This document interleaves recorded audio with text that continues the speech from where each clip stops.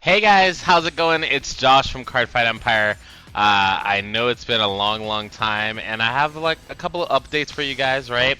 So, first of all, let's kind of discuss the lack of content on my channel. So, I kind of took a break. Everything happened with 2020, right?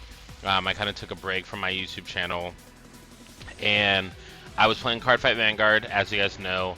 Obviously, heavily, I have all that content on this channel. But during 2020, Vanguard events weren't happening, and I switched over to the Digimon card game, right?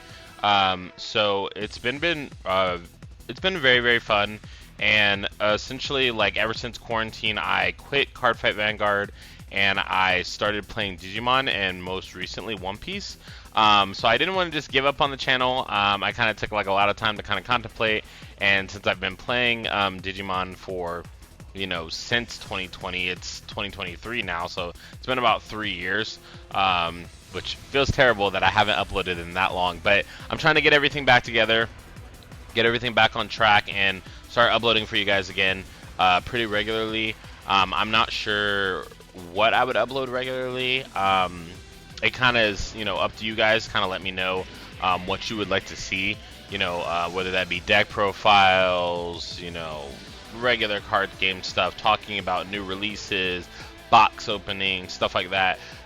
So I'll try to get a lot of content for you guys, and yeah, we're just gonna kind of hit the gas going. But today's video, if you guys clicked on the title, you already know what it's about. But in the most recent Ultimate Cup for Digimon, I actually got top 32 with Yellow Hybrid ShineGreymon. So today I'm going to hit you guys with a kind of deck profile. We're going to talk about my matchups throughout the tournament. I ended up going X2 overall. And yeah, it was a pretty fun event. Obviously, it was like those specialized rules for Digimon where you can only use one color, so everything in your deck has to be the same color. It's not like, normal Digimon where you can mix all the different colors in one deck. So yeah, super fun event. My opponents were super kind. I didn't really have any real problems, and the event was run by PPG, and they did a good job. So yeah, without further ado, let's get into the deck profile. So as you guys can see here, I have this World Championship Finals mat. It's another thing that I want to discuss is that both of the Nats so far for Digimon, I actually have competed. I can't remember if it's been 2 or 3 nationals, but I've competed in all the nationals. This most recent one was in California. Obviously, you guys can see that it's signed here by Kinji, one of the artists for Digimon. So it was a really cool experience. I definitely should have recorded some footage while I was there, but I did not end up recording footage, and it was just a whole thing when I was there. But yeah, so essentially, just going forward, just kind of like leave down in the comments below what kind of content you guys would like to see, and I'll try my best to be able to make that happen for you guys, whether that be locals, decks and profiles from locals, or just matches from locals, or something like that. One Piece and Digimon. I'm gonna try to upload not as frequently as I did before, because I was trying to do like every day before, and obviously life has changed by a decent margin. So I'm not gonna be able to upload every single day, but I definitely will try to upload when something big is going on. Like I did really well in an event or something like that, or I'll at least try to make a post about how I'm doing in an event as well. But if you guys aren't already subscribed, go ahead and subscribe to me down below. That would be much appreciated, and so you guys can become part of that journey to have our channel back on top. So yeah, if you guys need any updates as well, I have a Twitter. Obviously, like I had another scenario happen where my socials kind of got deleted out of nowhere. So I have like new socials, new Facebook, new Twitter, stuff like that. So if you guys want to give that a follow, I'll leave those in the description down below so that you guys can follow me and kind of keep up to date with everything that's going on with me.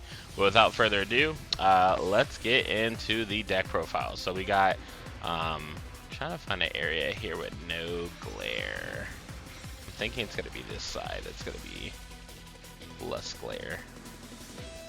Alright, it seems like there's glare everywhere. Actually, maybe it's how high the cards are up.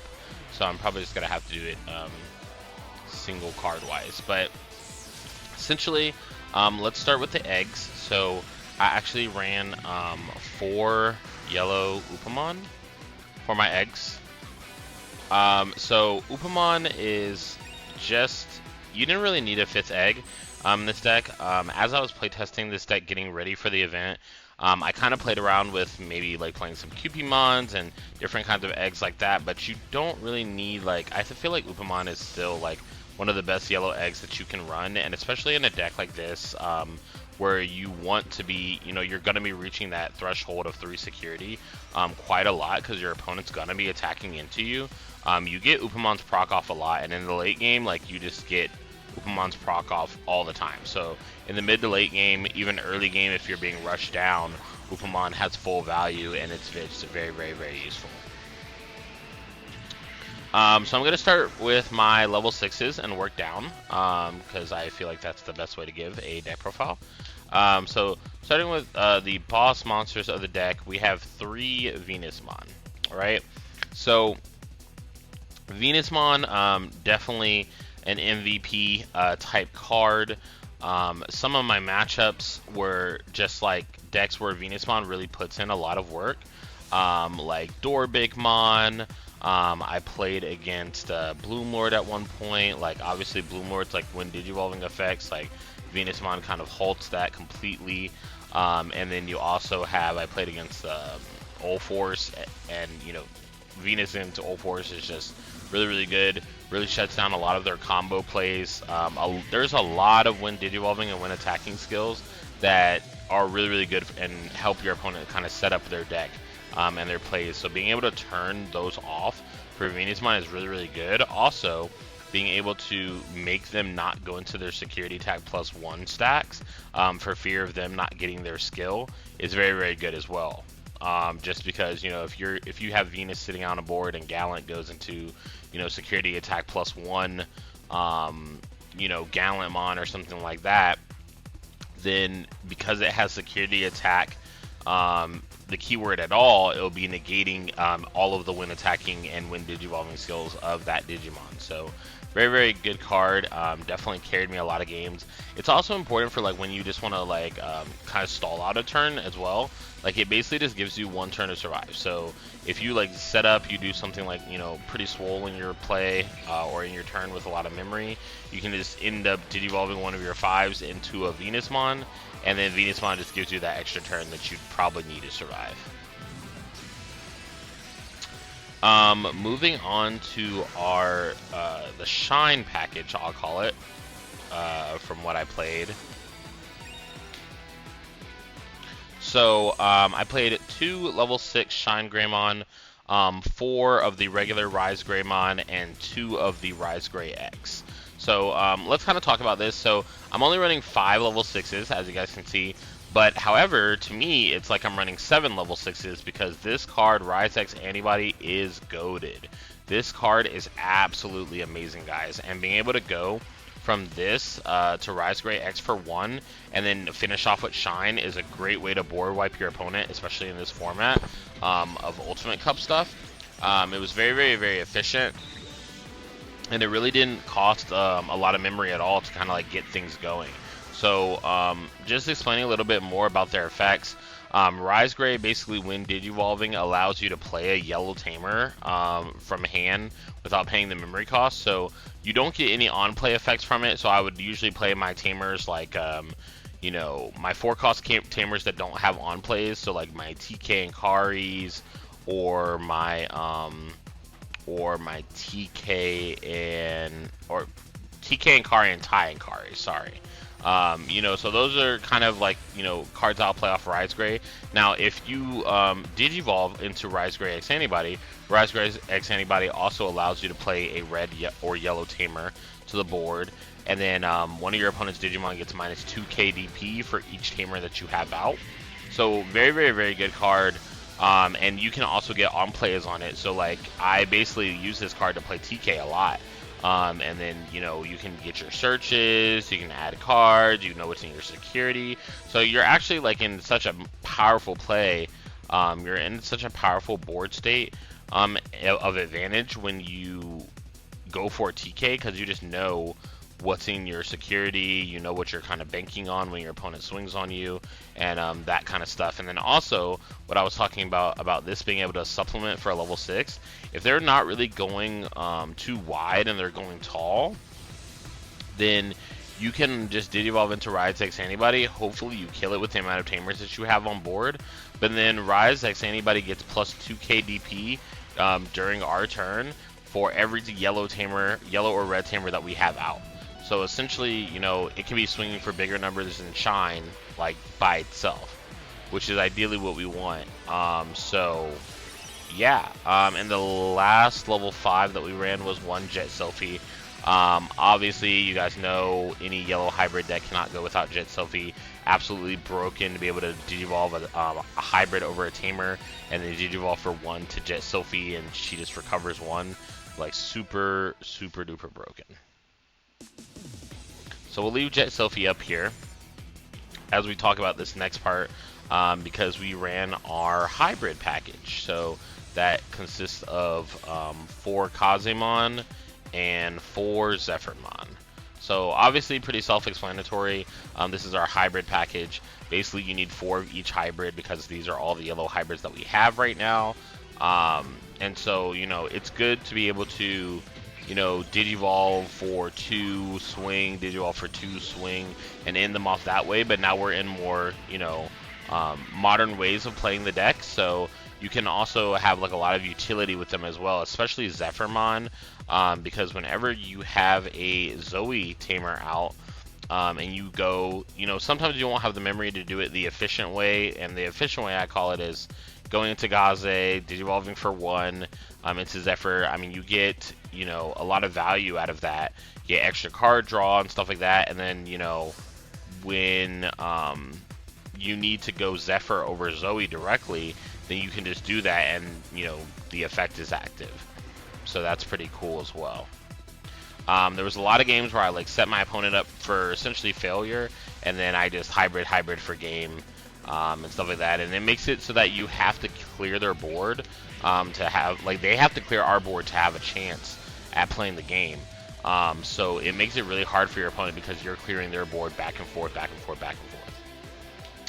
The last level 4 that I run in the deck is 3 copies of Rapidmon. Rapidmon, absolutely amazing card, especially when paired with the Patamon or the Labramon that we're playing. So Labramon, when cards are reduced to 0 DP, draw a card, and then Patamon gains a memory when a Digimon is reduced to 0 DP. So obviously, like, your board wiping and all that kind of stuff, like, that starts working, and it just snowballs really fast in your favor. And then for those of you who don't know, Rapidmon basically, when Digivolving, allows you to suspend one of your opponent's Digimon for each tamer that we have in play, and then minus 5,000 to those Digimon that are affected. So pretty good card. This card can like swing over Megas or crash with Megas, which is actually pretty cool. You can Digivolve, like suspend a Mega that's 12k, and then swing 6 to 6, and then basically you won't die because of Armor Purge. So just thought about that, and that could be something worth looking out for as well. Now, moving into our rookies, we have 3 Patamon, 3 Pillowmon, and 2 Labramon. So essentially, explaining a little bit more about our rookies, Labramon and Patamon, obviously for that DP reduction bonuses, whether that be gaining a memory or drawing a card. And then Pillowmon, oh my gosh, Pillowmon put in work during the Ultimate Cup. And I swore like it wouldn't come up that many matchups except for Bloomlord, but it actually ended up coming up against the Dorbig player. The Dorbig player, hit something out of security. And then I had a Pillowmon there, so he couldn't play a body. So it was pretty great. but yeah, this is, you know, our kind of rookie breakdown. Um, and yeah, these rookies were performing really great for me. Obviously, some more of those matchups I was talking about is like Red Hybrid, All Force. Like there was a lot of things throughout the day that my Valmon, or sorry, not Valmon. There was a lot of like plays throughout the day that Pillowmon really saved my behind. Just being able to make a really powerful play and then drop a Pillowmon at the end can really shut some decks out of the game completely. It also came up, it's also worth mentioning that the Old Force player that I played in, I believe, the final round, yeah, I played against an Old Force player the very final round, and he was playing the Leomon package, so he played a Jerry Kato, and he couldn't play a Leomon out of security because I had Pillowmon. So just stuff like that just randomly comes up and can be really good. Now, moving on to our option cards, we play 4 Lonkiata Stocko, 1 Reinforcing Memory Boost, 1 Sunrise Buster, and 1 Yellow Memory Boost. So, just a quick explanation of my option cards. Obviously, Lonkiata Stocko, I actually believe, is the most powerful, you know, option card. Or, you know, obviously, like all of these option cards are really powerful. Ways to gain memory, to, you know, delete and kind of control the board, and that really helps you when you're trying to go for, you know, any type of game situation, or when your opponent sets up something that you can't deal with. I feel like Lonkiata Stocko is one of the best yellow options that you can have in there, which is why I had 4 of it, because your opponent hitting this in security is just like GG. It's really incredibly hard to deal with, and, you know, past that point, you know, even if they spend all the resources to address it and get rid of it, most likely you're just building another line or making another stack. Reinforcing, we all know what these 2 cards do. I mean, these 2 cards are on the ban list for one, you know, for, you know, because it's just really broken. Obviously, having more than these in the format would kind of be toxic. Now, Sunrise Buster, I kind of believe that they can let it go because it was strong before because of Crossheart, but, you know, it wasn't super ridiculous. But essentially, you have these Reinforcing and Yellow Memory Boosts to kind of gain memory and fix your hand as well. I've hit some, you know, really powerful Reinforcing Memory Boosts where it'll put like a Sunrise Buster to top. In fact, there was a game where when I played against the Old Force player, I Reinforcing really early on, and I put a Sunrise Buster on the top of security, and he was just really constantly worried about attacking, because he's like, I don't know, you know, what got put there, or whatever. So that's the options. And then last but not least, pretty much the most important part of a hybrid deck is the tamers, right? So we have 3 Tai Ankari, 3 TK, 2 TK Ankari, and then Zoe. So essentially, let me just go over this tamer lineup really quick. So I played Tai Ankari, less of the TK Ankaris and more of the Tai Ankaris, because this is easier for you to proc the memory skill. It just requires you basically swinging into security. And then, you know, this is much easier to proc than this is. So it was a no-brainer to take this down to 2 and raise this up to 3. Now you also have Cody. I'm running 3 Zoe, 1 Cody. Cody was such a lifesaver all day. Made me think about running more than 1, but I feel like the ratios were perfect. I always saw Cody when I needed him. It was never like a situation of like, oh, I wish, you know, I wish I had another Cody. So Cody definitely overperformed to put in a lot of work that's gonna, you know, that was able to swing some of my games for me. So I really like Cody as a card, but only as a one of because I didn't have the space. So obviously there's regular TK, and you know, there's our tamers over here as well. Being able to pull some pretty nasty combos is what Yellow Hybrid is known for, and you know, being able to wipe their board on top of that becomes really powerful really fast.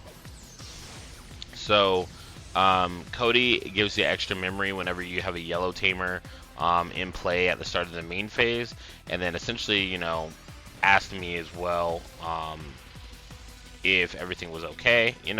So essentially, you want to be able to have as many yellow tamers out as you can, and then from there you're just kind of like gaining a lot of memory. It's really hard for your opponent to keep up, and you just try to close the game out at a pace to where you can. Now a lot of times I was saying the rise is so good because the rise is inherited as if you have 3 or more tamers in play, then whoever's above this Digimon gets security attack +1. So that was really, really good with the Rise X Antibody and the Rise, or the Shine Gray itself, because they were hitting for super big numbers for 2 checks. And that was just a lot for my opponent to handle while I'm currently, wiping their board. So, yeah, you get a lot of value out of all of your tamers. And that's about it. But that has been the deck profile. I hope that you guys liked it after it being so long of a video. I know I'm also just coming off of locals and I'm super duper tired, so if any of this deck profile doesn't really make sense, I'm just gonna kind of upload it. But yeah, definitely ask your questions down below. I'll be trying to get back to you guys, any questions that you may have. And yeah, hopefully we're back. We'll make it happen from there. And be sure to like, comment, subscribe if you made it this far in the video. I appreciate you. I love you so much. But yeah, thank you guys for supporting me as usual. Thank you guys for the ones that were cheering for me to come back and asking me questions, sending me DMs. When are you coming back? Well, we're back. So if you guys want to see anything again, let me know. And if so, if not, thank you guys for watching. Like, comment, subscribe, and I'll see you guys in the next video. Peace, guys. I forgot to add a little excerpt here of my prizing. So we got a Yuji. I'm whispering because it's kind of late where I am, but we got a War Growl for top 32, a Growlmon, a Gilmon, and a Digimon, all from BT12. Amazing looking cards, and thank you PBG for hosting the event. And back to the rest of the video.